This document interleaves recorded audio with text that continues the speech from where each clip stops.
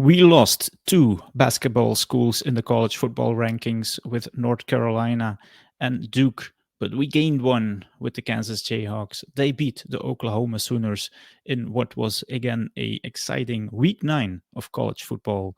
My name is not Jens, my name is Dirk, and I'm joined again with Alexis for this week 9 college football recap.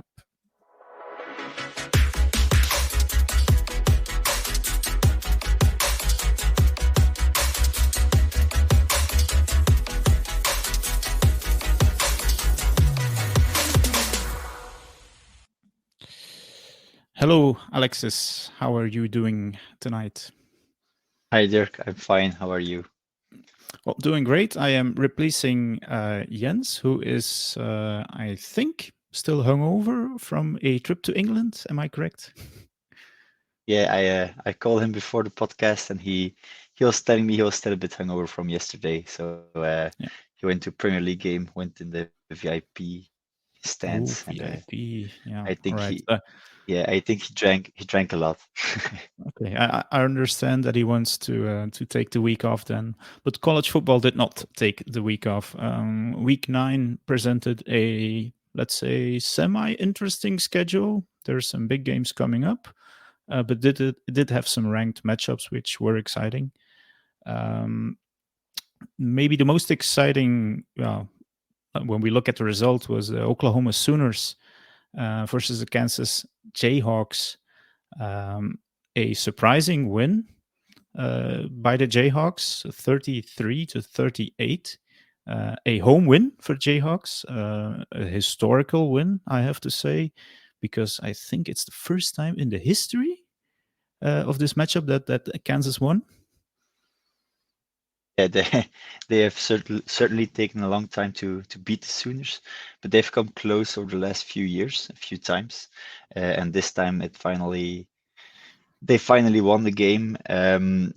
Partly because Oklahoma was ranked sixth, but they weren't ready to be ranked sixth. That's what we were talking about last week with Jens. Oklahoma they kind of deserved it because they didn't lose up until then, but they didn't play like a sixth ranked team. No. And we saw it in this game. Kansas, of course, is always a tough team to play. Kansas has proven this year they can beat strong opponents. And let's not forget the Sooners had a bit of a injuries taking their toll in this game. But nonetheless, Kansas had a very good performance, a very nice offense, even though Jason Bean, his completion rate, it wasn't that good, but the running game Yeah, kind of Kansas held them was getting closer. actually terrible if you look at the numbers, especially in the red zone. They were also terrible on third down conversions, and still they put up 443 yards. And Yeah. like you say, Jason Bean, I think he threw 2 interceptions. Yeah, Um, indeed. And that's the big key in this game, of course, because Oklahoma had an early pick six, so Kansas went up ahead in the first quarter, and then a few fumbles by other players on Oklahoma, a muffed kickoff that gave Kansas the ball deep in Oklahoma territory. So mistakes by the Oklahoma defense put the ball in very favorable positions for the Jayhawks offense, and maybe that's what we're seeing in the yards, that it's not that much, and the stats aren't that good, but still they got 4 rushing touchdowns with 225 yards. So that's kind of nice. is Oklahoma missing their star wide receiver Anthony? Of course, it was poor passing offense in this game. Dylan Gabriel didn't seem to find his receivers well. Yes, he found them, but not on the deep shots or the deeper passes, not the deep shots, especially, but the deeper passes and not those quick gains. And whenever it was a bit longer, you saw the it didn't go well. So the Oklahoma passing offense didn't get didn't get anything in this game, but the running offense was good. But yeah, they were missing their star wide receiver. Yeah, in the end, I think Oklahoma gave it away. They had a possession still with a little bit over 2 minutes to go, but they couldn't get a first down, which would have maybe run out the game. And then I think they let Kansas score, or they played poor defense at least. I think so. Kansas got the ball back with 2 minutes on the clock. So Yeah. Oklahoma tried to run out the clock, but they couldn't because Kansas had their timeouts left, and because they couldn't get a first down, Kansas got the ball back.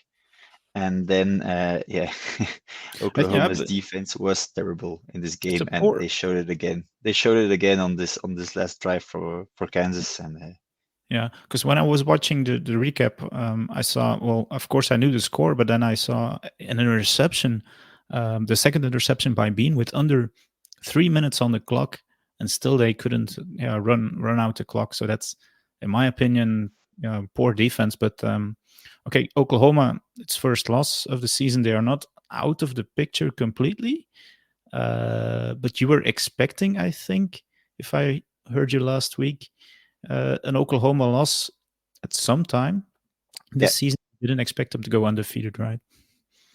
no, we didn't. Of course, we didn't know it would be Kansas. We had feeling Okay. it could be Kansas, but not that. How can it ever That be Kansas? But okay, this year yeah, it's a strong team. I let me put it that way. I didn't bet on this game because I wasn't sure what it would be. Okay. So I just kind of hoped because, of course, as an Oregon fan, I had to hope Oklahoma would fall down at one point or Right. Yeah. another. And yeah, just because of how they were playing up until then, it didn't show us that much. Okay, they beat Texas, that's true, but Hmm. we expect more from a number six in the country, and that's why we expected a loss. Yeah. Well, if we look at the Big 12 now, it's an interesting story with 5 teams at 4-1, um, and it's quite possible Oklahoma, which was an undefeated team last week, will not be in the Big 12 championship game if they lose one more game. Yeah, Um, it could be because Kansas State is getting hot at the right moment. They lost the game. mhm. They should, in their opinion, they shouldn't have lost the game because before the season, Kansas State was together with Texas, one of the favorites for the Big 12. Then we kind of had to change our expectations for them because they didn't show us that potential, and they even lost to, I don't even remember to who they lost, but they lost the game they should have won. They were Missouri? supposed to win. Uh, Yeah, it probably is. So it's well, not such a yeah, shame they lost two after all. games. They lost one game versus Missouri, and then the second one is versus Oklahoma State. So Ah, yeah, yeah, okay. But still, Kansas State is getting hot at the right time, and Oklahoma still has to play Oklahoma State. That could be a loss as well. that's Um, a big game next week, I think. yeah, indeed. Bedlam. Next weekend they're playing their rivals, but the remainder of their schedule is not easy because they have West Virginia, who is unexpectedly doing good. Also, yeah. At BYU is never an easy game, and at home against TCU. So Oklahoma could lose another one. They could even lose two, and then Kansas State is back in the picture. Yeah. I don't think Iowa State will do anything. They're 5-3 in total, so No, probably not, but it's quite possible. I think that we can have, because Oklahoma State is also doing quite well the last few weeks, a Texas Oklahoma State Big 12 championship game, which would leave out the Sooners, of course, even though the Sooners won against Texas.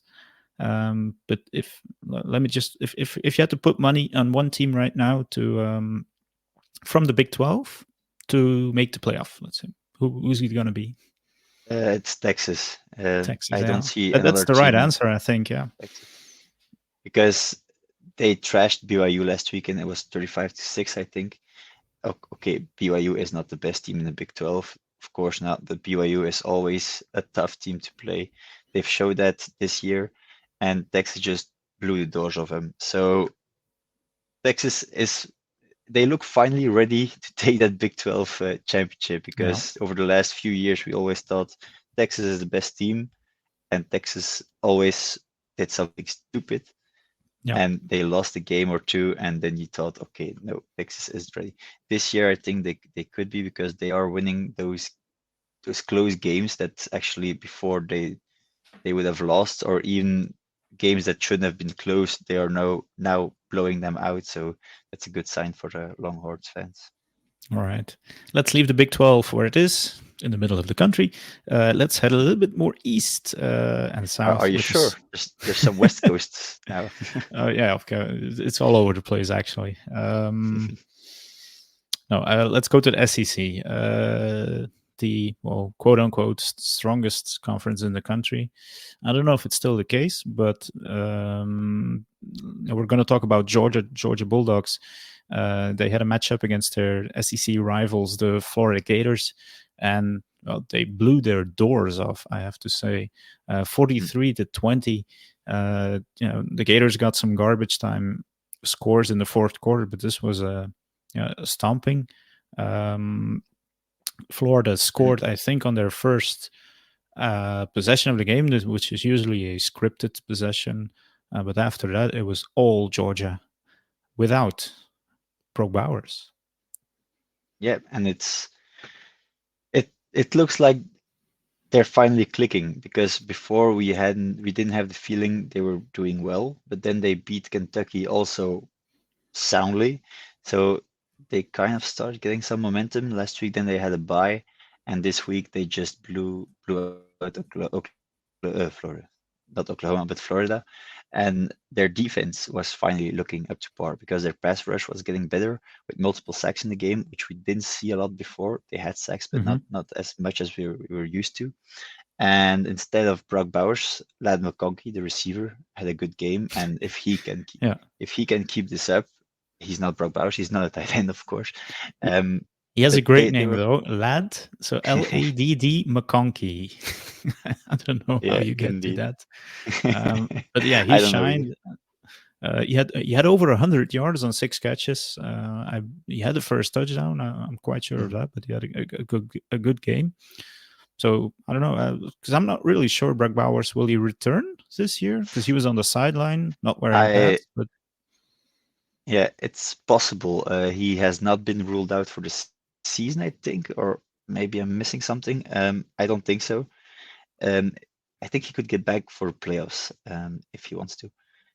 And if you have a tandem between McConkey and Brock Bowers that is ready to go, of course, Georgia is dangerous again on offense too, because Carson Beck did actually well in this game, 315 yards and 2 touchdowns for a freshman quarterback, sophomore, sorry. So, yeah, he's not the best QB there is in college football. He isn't, but now, he Georgia did have. QBs usually are not the best QBs, But but he did have a very good game. Of course, yeah. I let's. mean, I was being let's say lukewarm on Georgia for the last weeks. I think I was quite clear on that in our Discord and other channels. But I actually sat down to watch this whole game. I had a good look at Carson Beck. I think he's already better than Stetson Bennett ever was at Georgia. Yeah, I don't know probably. if that's a hot take or not. Not for me. Well, certainly in his academics. maybe on the field as well. For those who don't know, Stetson Bennett never graduated from Georgia, but yeah, he's growing in the season and his career, and he's taking Georgia, I think, almost to a stronger position as the number one, because they took again some number one votes away from Michigan in the rankings this week. So is Georgia on their schedule is quite tough in the next few weeks. They have 3 ranked games. Yeah, they have Missouri next week. Then very interesting matchup, I think, versus Ole Miss, and then Tennessee on the road, and then of course Georgia Tech to close out the season. They should go undefeated, but it's a tough schedule. Indeed, they should go because we expect them to. They're the best team in the country. They have normally one of the best defenses, and their running game is pretty good. But last year they had trouble with Missouri too. Yep. And maybe it was a bit of underestimation. This year they won because Missouri is 14. But the thing they have going for them right now is that their next 3 opponents are ranked. Let's say 4 or 5 weeks ago, these teams were not ranked. Well, Missouri was not. I think Ole Miss was, but of course Tennessee has always been ranked. But they would have a very strong resume if they beat all Yeah, these opponents. that's true. And probably that I don't know because if Michigan wins out, it means they won against Ohio State and Penn State, and I Yeah, think that's a stronger resume than these three for me. it's going to be close, I think. But Indeed. we'll talk about the But let's not rankings forget, yeah, later on. indeed. Let's not Yeah, go forget ahead. that Florida. We knew they weren't good, but I think we kind of forgot because they were doing fine suddenly. But we knew beforehand Florida was actually not that good. Well, So not if to take anything away from Georgia's win because it no, was it was a impressive. good game, but if you looked at the whole game, Florida shot themselves in the foot multiple times. Yeah, like I said, they went up 7-zip, so they were up. Yeah, Georgia came back, but then on the next possession, uh, they had a four. Well, they got a first down conversion, which got called back. Then they went for it on fourth down and turned the ball over. And yeah, this is where it all came apart. So it was a questionable call by the referees there to turn over the first down call, but after that it was fumbles, interceptions.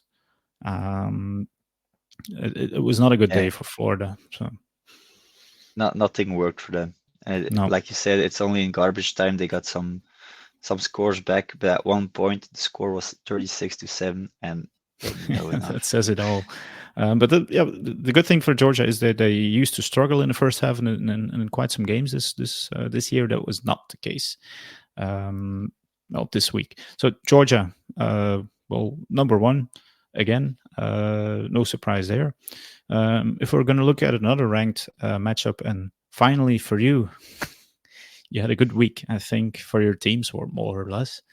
Nah. For yeah, more or less. One of your teams, Oregon Ducks, they had a great week beating the Utah Utes, who and those Utah Utes, the week before they beat UNC USC. They beat USC, Uh, yeah. they beat USC, but then Oregon went on the road, went to Utah and won 35-6. That must make Yeah, you feel and good as an Oregon fan, especially with the it way Bo it Nix does. was playing. It does because let's not forget Utah was 29 for 30 in their last 30 home games. So they won 29 of 30 games. So that's crazy.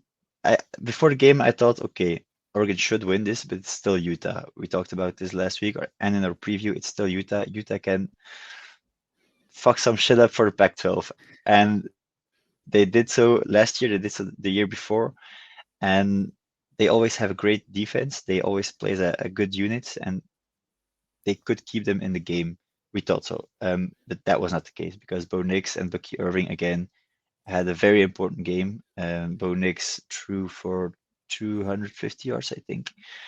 But he was clutch when Oregon needed him to, important on third downs, and the defense was nowhere from Utah, and that's a good sign because the last few years Utah was the best team in the conference. Actually, they won the Pac-12 a few times, and if you can do this to that defense, score 35 on them in Utah, that's good.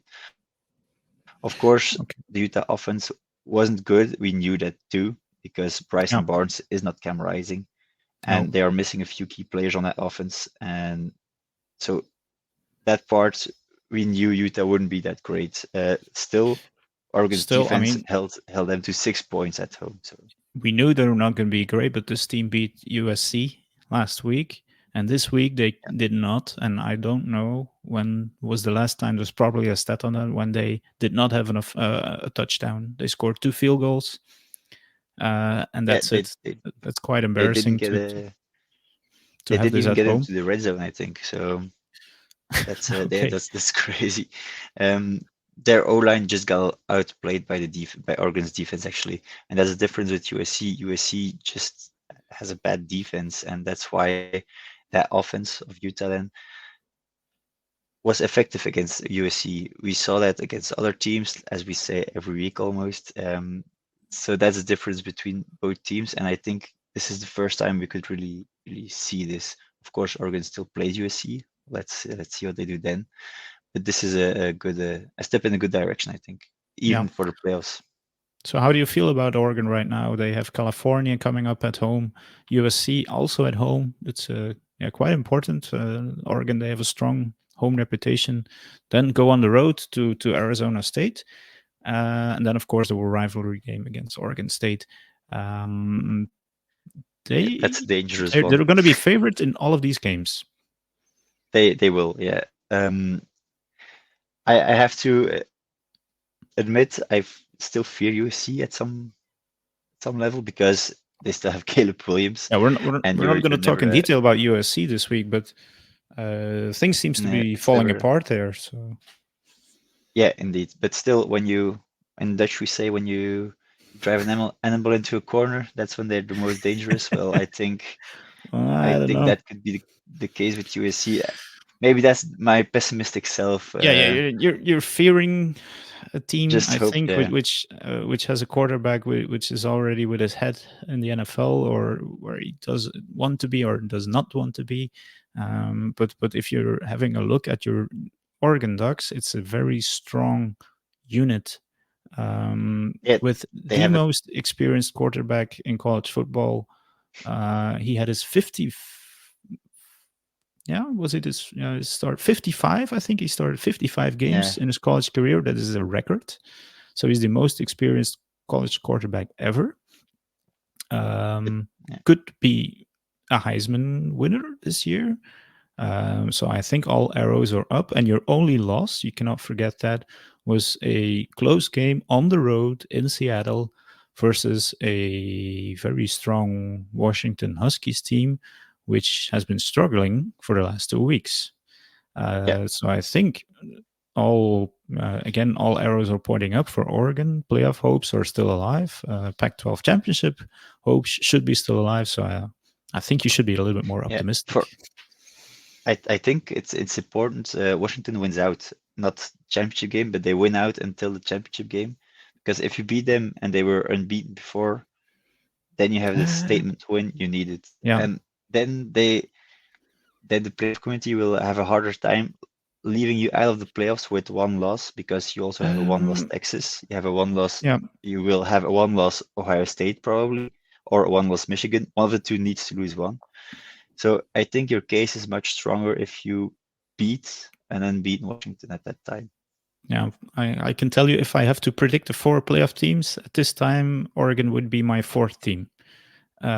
Just looking at the team as a unit, like I said, with their coaching, Lanning is a very good coach.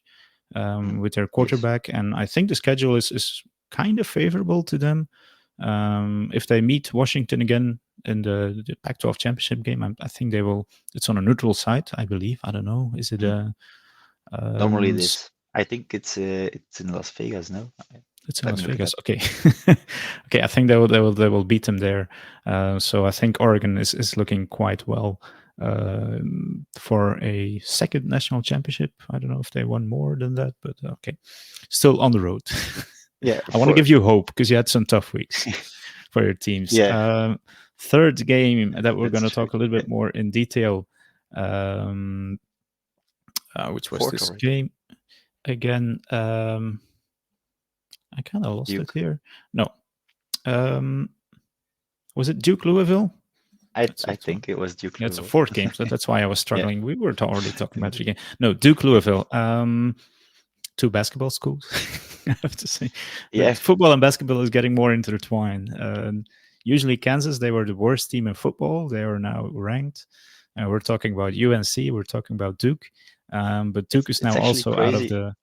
Yeah. It's crazy that Duke and Kansas have had two good seasons this season and last season. At the same Yeah. time, they kind of got out of their bad football teams and just became quite decent football teams. Yeah.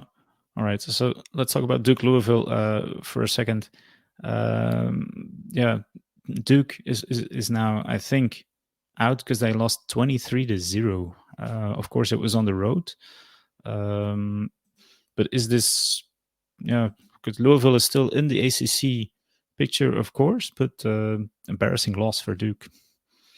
Yeah, indeed, that's right. I didn't expect this actually because I still think Duke was very strong against Florida State, and I thought they would be more effective against Louisville. Riley Leonard played in the game. He was injured against Florida State, but he played in this game. But maybe he shouldn't have, because he was 9 for 23, 121 yards, and an interception. It's nice that he tried to play, but I think he was still struggling with that injury. He shouldn't have been on the pitch. But the strongest unit of Duke normally is the running game, and they just didn't get it going. No. If you don't get your running game going and you have a QB that is not fully healthy, yeah, what are you going to do? And Louisville just showed that you can't do anything. Okay. All right. We're going to talk about a few more teams and games which might be interesting. I think one, but this wasn't on your schedule, but I did see this.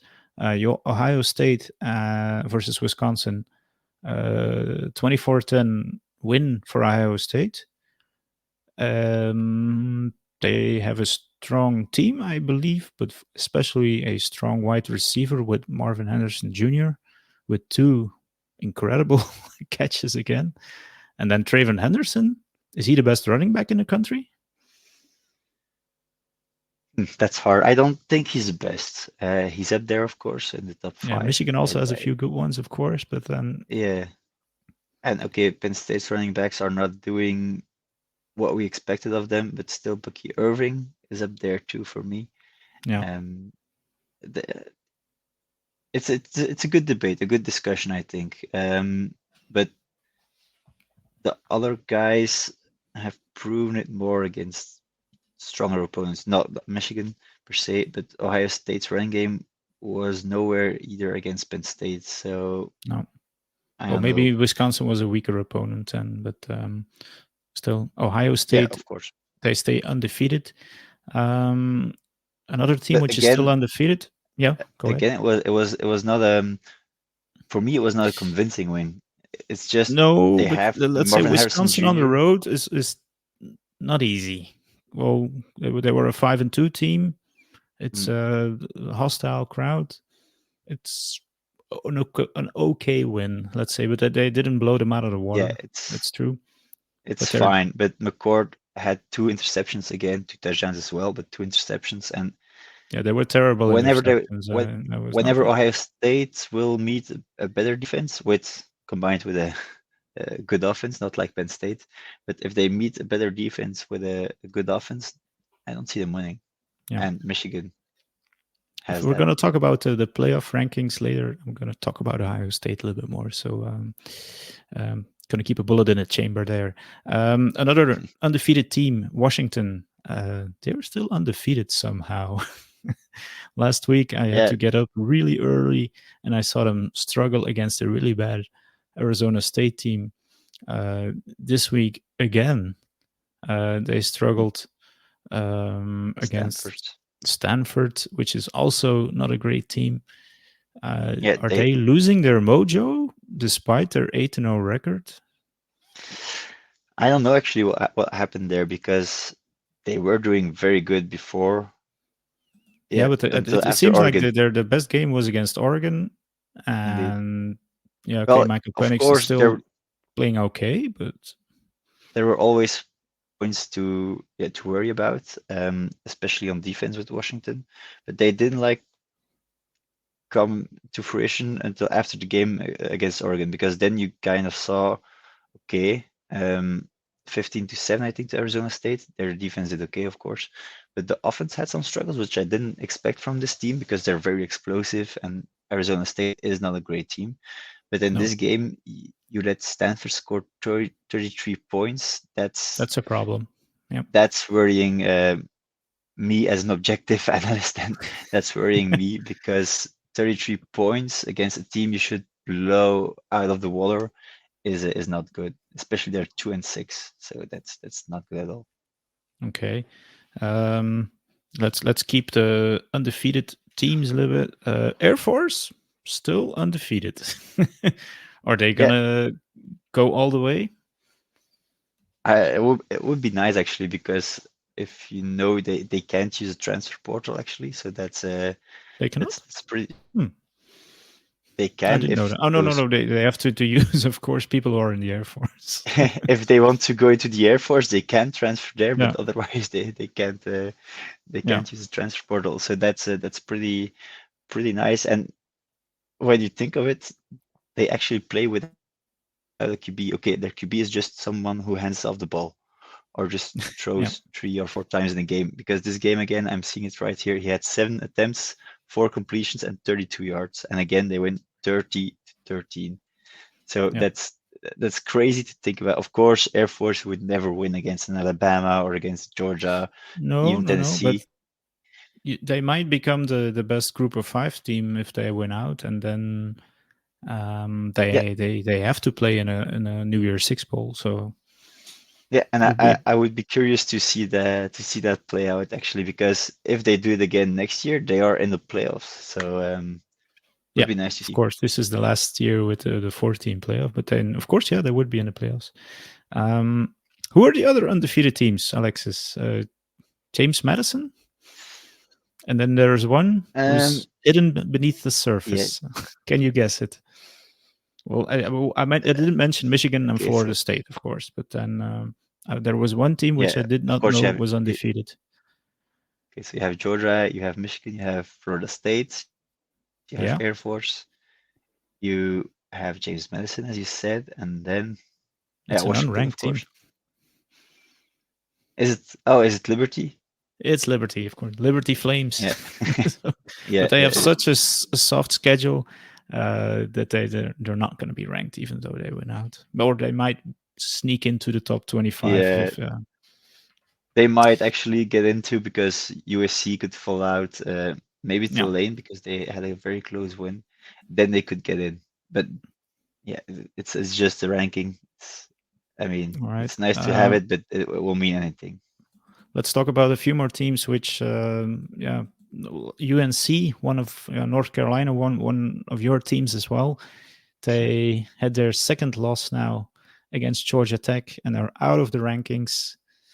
Yeah, Their season is over, I think, or at yeah, least it is they're because at some point this season, I'm not alone in this. I think a lot of North Carolina fans were hoping to go unbeaten because it wasn't scheduled. whoa, You okay. had Virginia, you had Georgia. Okay, up But yeah, until you the lose against championship game, Georgia Tech. they Yeah, that's unexpected. Yeah, yeah, and lose against Virginia. That's unexpected too. yeah, that's So me. they More could have unexpected. they could have gone unbeaten until the championship game. But yeah, everything's falling apart right now. Even if they win out, 2 loss North Carolina. Okay, maybe they get back into the top 10 and they go to the New Year's Six bowl. But that's it. And then you have to win the ACC. If you don't, it's over. And if you do, uh, Florida State doesn't get into the playoffs, and I don't see that happening because Florida State is too good on offense for this UNC defense. And let's not forget, Louisville has a loss less than UNC, and I think they play each other. I'm not sure. I think they play each Yeah, other. how do you see the ACC shake out?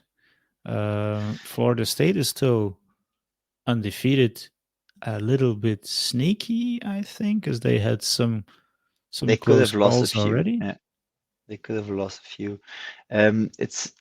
It's a hard conference too because hmm, we had 2 clear-cut favorites before the season, Clemson and Florida State. Of course, Clemson, Yeah, we are they're not talking about them anymore. no, It's still wide open, come to think of it, because you have Florida State unbeaten, Louisville 1 loss, UNC 2 losses, and then I have to check. Oh yeah, Miami only has 2 losses too. So it's between those 4 teams still, even if Miami and North Carolina have bad losses, it's still between those 4 teams. But yeah, I think Florida State, of course, goes into the championship game. Their schedule is not that hard no, anymore, no. and then yeah, it's going to be Louisville, I think. Okay, so well, there's still quite some excitement. We still have a lot of undefeated teams. Actually, I have to say for this time of the year, if we look at the rankings, Georgia is 1, Michigan 2, Ohio State 3, Florida State 4, and then Washington is 5, Those are all the undefeated teams, and then we have a lot of one-loss teams led by Almost. Oregon at number 6. Those are, of course, the AP rankings, but tomorrow, we're recording is on a Monday. Tomorrow is Tuesday, and tomorrow is the first playoff ranking. This is the only ranking that matters at the Yeah, end. indeed. we we work 9 weeks with the AP poll, and then we just throw it out and just use another ranking.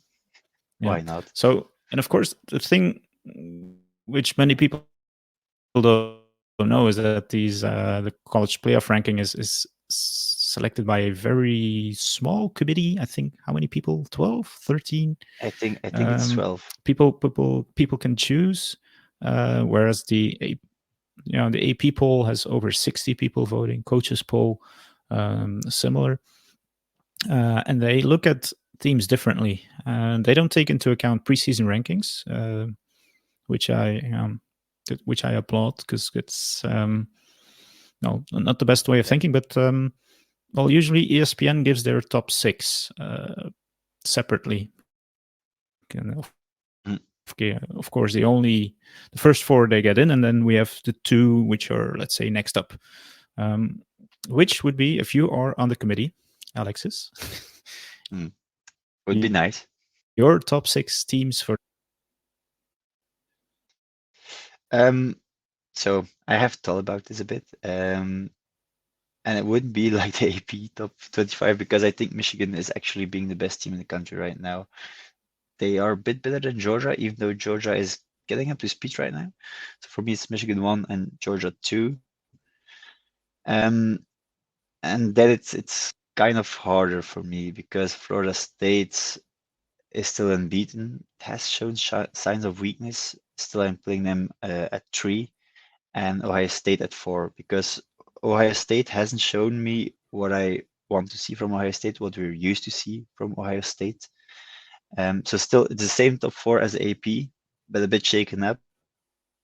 And then I have Oregon at 5, because I think the last few weeks they have been better than Washington, and it was only a close loss to Washington, so you can't put them before Washington. So of course Washington is then at 6. I don't see Texas being better than Washington at this time, but it could change in the next few weeks. All right. I have it a little bit more. I'm actually curious about yours now. Well, I try to think as the committee, who look at strength of schedule a lot, quality wins, and of course the last thing which I also look at, and I'm going to look a little bit less at that, is the eye test. And I think that when you look at all those things, Ohio State will come out on top. Really? Not because, well, they have wins against a number 9 Notre Dame and a number 7 Penn State. There is no, Michigan does not have these wins. Georgia for sure has not these wins. We might think they are a better football team, but they still, like we said, Georgia has a strong schedule ahead. They could jump up. Michigan, of course, they play Ohio State. They can jump. But I think you have to put Ohio State on top right now because of their schedule. If they go undefeated, they might be the number 1, because then they would have 3 top 10 wins. Not one team will have 3 top 10 wins unless, no, I don't think it can happen. So I would put Ohio State on at number 1, which is unexpected. I think that's that's a hot take, because I'm not sure the playoff committee would dare to do that. But it's an interesting take, of course. I get what you mean, actually. That is why I say that you don't have to take the preseason rankings into account. So if you just look at the numbers, the games, of course, the eye test is something different. Kyle McCord is their weak point. He is. I mean, last year also CJ Stroud had some lesser games. He came out quite strong in the playoffs. You never know. But okay, I would put Ohio State at number 1. Then it's more or less the same, I think, as you have. Georgia. I have Georgia at number 2 right now. Then Michigan, close number 3. They blew out most of their opponents, and a lot of these opponents had strong resumes, even though they are not the most attractive names. But teams like Rutgers, they're playing quite well. Then I have Florida State, I think, right now at number 4, followed by Washington and then Oregon. And I expect Oregon to make the jump. So I think you would like that. Yeah, of course. But who could drop out for Oregon? Is it Florida State? Because if they go Well, unbeaten, you can't really drop them. So it has to be I one of the Big think Ten teams. Ohio State and Michigan, they can knock each other out. Mm. But it all depends on what will happen in the other conferences. I do think that Ohio State will lose one of the next few weeks. It's very hard to go undefeated in college football, and I think that they will struggle. I don't know which one. It could They be play Rutgers next weekend. who That would knows? be funny, actually. No, no, but there's still a lot of football. Of course, that's a very big thing to say. But I see Texas also still has a quite good chance to come in. Let's see. Even Yeah, that's it. Those teams like Florida State, Ohio State, Michigan, even Oregon, Washington, and Texas, they can't afford to lose. They have to even blow out opponents if they want to keep getting those votes. Because if Washington continues like they've done right now, I think that they could drop a few places, and Texas could overtake them. Oregon too. And of course, yeah, Alabama is still. Of course, we have to talk lurking. about the elephant in the room. If they beat Georgia and they're a one-loss team, they're in. That's nothing. Yeah. I mean, it's going to be very tough to leave them out at that point. Do you take Georgia out then? It'll depend on what Georgia is doing in the next 3 weeks. But then, it's actually interesting because if you have a one-loss Oregon champion, if you have a one-loss Texas champion, unbeaten Florida State, maybe a one-loss Ohio State, and unbeaten Michigan, I don't know. Yeah, it could be interesting. But yeah, the SEC teams this year, they don't have the strongest strength of schedule. That might play against them a little bit. But we'll have to see what the playoff committee will decide. On Tuesday, we will post those rankings on our social media, of course. And like I said, this is the only ranking which matters. And this is the last year where it'll matter like this. Because next year, the 12-team playoff, it's going to be a little bit less discussion then. Yeah, I'm actually looking forward to it. For me, it's a more fair system because you have the champions who play automatically in the playoffs, and then you get to choose with indeed the AP poll and the best group of 5 team. And I think that's a bit more fair than just 12 people selecting who they think is the best. Of course, with AP poll, you still have some. Yeah, it's a better mixture between facts, championships, and then some subjective analysis. Okay. Right. We'll have to see what those rankings will do. If we look at next week, I think we have 3 ranked matchups. 4. Missouri. Yeah, 4. 4 even. I'm missing 1. Yeah. Well, I'm gonna have the ones that I have. Missouri is playing Georgia. Which were the other 2 which I saw? LSU is playing Alabama, a very interesting matchup. And then Washington is at USC. They are still ranked. Could be last week that USC is ranked. And then there is a 4th, you say? Oh, yeah. Yeah. Kansas State is playing Texas. Yeah. And that could be a very interesting game too. Yeah, Texas cannot afford to lose if they want to keep their playoff hopes alive. Like you said, Kansas State is kind of getting into the right groove at the right time. Yeah, they can still. They can still win the Big 12. They won't get into the playoffs, of course. They can win the Big. Yeah, they can ruin the Big 12's chances for a playoff. That for sure they can do. Just like Pac-12 can do to themselves. Like I said, Georgia, Oklahoma is playing Oklahoma State. So it's a very interesting schedule, I think, next week. A little bit better than the ones that we had this week.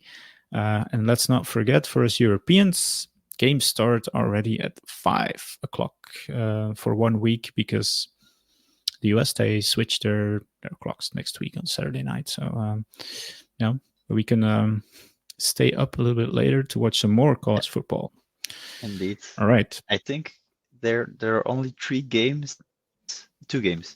So LSU Bama is at 12:45, and then it's Oregon State and UCLA. So if you miss those ones, it's not bad.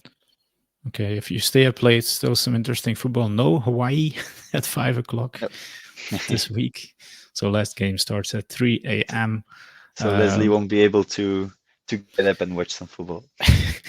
I've had the luck, or I don't know if it's luck, that my baby girl's waking up quite early or in the middle of the night. So what do? I go downstairs with her and I watch college football. So always a good idea. Okay. Yeah. We didn't stretch it to 1 hour, Alexis. So I think it's quite well. That's our goal, to keep it under an hour. So right. So you see what you need to do. Get rid of Jens. No problem there. All right. No, he's not here to make jokes today. No, this is why I'm really worried that he's really hungover. So, but I think he will be back next week to talk about these interesting games that we just mentioned. So, yeah, one more time, follow us on Facebook, Instagram.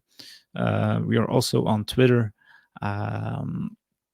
And if you're from Belgium, please join our Discord channel. It's very interesting. Even for college football, we have some people having some interesting discussions there every week. Right. If you're not from Belgium. If you're not from Belgium, but you'd speak Dutch, that's kind of a thing then.